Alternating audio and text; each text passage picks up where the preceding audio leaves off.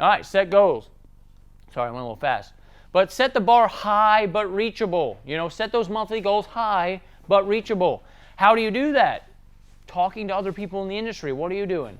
How much did you do on residential? What did you do on commercial? You'll be able to kind of see that, and you'll be able to get some info where you can set your goals. Break large goals down into smaller monthly, weekly, and daily goals, right? Start from the end of the year and reverse engineer. And then you got to staff up, right? So right now is the time to staff up. Like, we're training 5 lead technicians, and assistants. But you have to staff up in the beginning of the year. And even throughout the year sometimes. Sometimes you'll hit that September, October where residential, and I don't know if you run into this yet, but you will. Residential meets commercial in that third quarter. Hey, we need to get this done, so they have to spend the money in the budget. You guys know that, right? If they don't spend the money in their budget, they reduce the budget the next year. It's not their money. They want to spend it, So when you're staffing up in those seasons, sometimes it's like you're getting a buttload of calls for residential and you're getting a buttload for apartment complexes. You got to staff up and get that stuff done. I had to, in that busy season, we were actually referring our residential to local competitors so we could go do the commercial. We were doing the bigger fish. That's where you want to be at. You want to go for the bigger tickets and pick and choose your jobs. I was giving $2,000 a week to a local competitor here. And I was like, hey, if I give you those residential jobs, can you pay 15% to my commission to my territory managers to still make them happy, right? So they're still selling. And that worked out really, really well. So how's that work out for the customer? They're cool with it, yeah.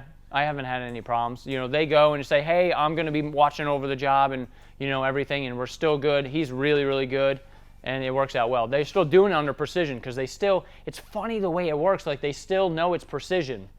Like, you know what I mean? Like, they know precision's still going to back up the work no matter what. So even if they mess up, guess who's backing it up? I am. They show up in their uniforms, their trucks, whatever. They show up and, yep, exactly. You could give them your uniform shirt if you wanted to, but I'm just like, we got so much work going on. It's like, you go do it, get it done, and I let them know. We still schedule it here. They just run through my company right through here, and then they show up and do it.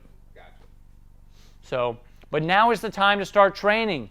Now is the time to start interviewing for territory managers, Once you get that one in there and you start getting the momentum, guess what you're doing? Interviewing for the next one, because now you have one guy in there, right? And designate those territories, building out the territories. So now is the time to get the ball rolling. So stick to it. So the beginning of the year can be discouraging. Sometimes you're like, man, I'm not getting people in. Or, you did like 6 interviews for a territory manager. You're not getting it. Keep pushing forward. You're not going to get it right the first time. Imperfect action is better than no action at all.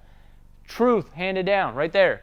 So keep looking at your goals and keep executing your plan. Even if you fall behind, adjust and move forward. Look, if you put goals on the board at $40,000 when you were doing $20,000, if you roll in at $30,000 or $35,000, guess what? You still made money, right? You made better than what you did if you didn't put a goal on there. Yeah, you came a little short, but that's okay. You still made more than what you were doing before. So it's all just building on itself. Getting discouraged wastes valuable time. I have done this before. We're slaying the dragons every day. We're building the company. In that stage, we got so many monkeys on our shoulder, but we got to pass those monkeys off. Put the people in place and the money will come. Yes. So that's what you want to do. And then here's some of our advertising that you guys have already seen. Our initial contact flyer, our commercial brochure, our banner that we put out. But reward for goals met. So your team gets discouraged too. Sometimes the systems aren't fully flushed out, right? They'll get discouraged. And as you grow your company, you're going to be adding more systems onto them. And they're like, Pat, what are you doing to me? Another form? Another checklist? Hey, man, we got to be on our A game. We got a lot of people in our area, our community watching us.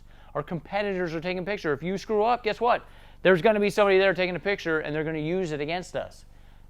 It happens. You got to make sure you're dotting your I's and crossing your T's.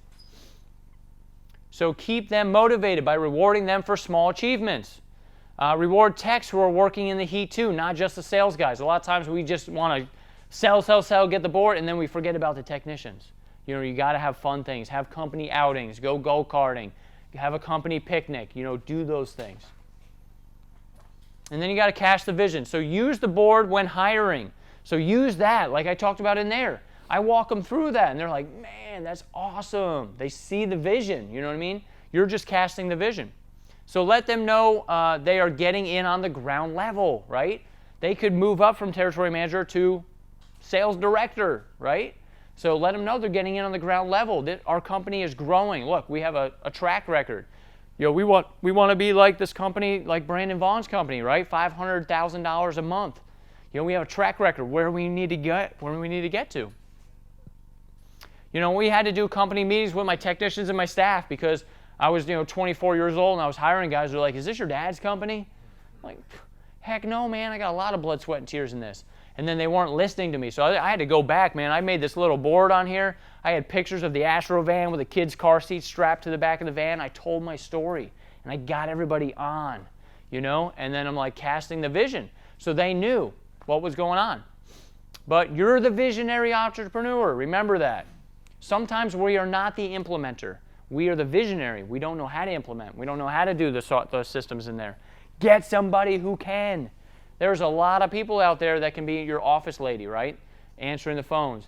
There's digital stuff now. You can have a digital company answer the phones. I personally like having somebody in the office, though, because I can keep my thumb on them. They can do all kinds of other stuff that the online things can't, right?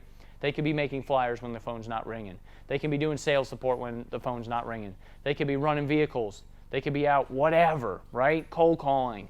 You just train them. Show them how to do it.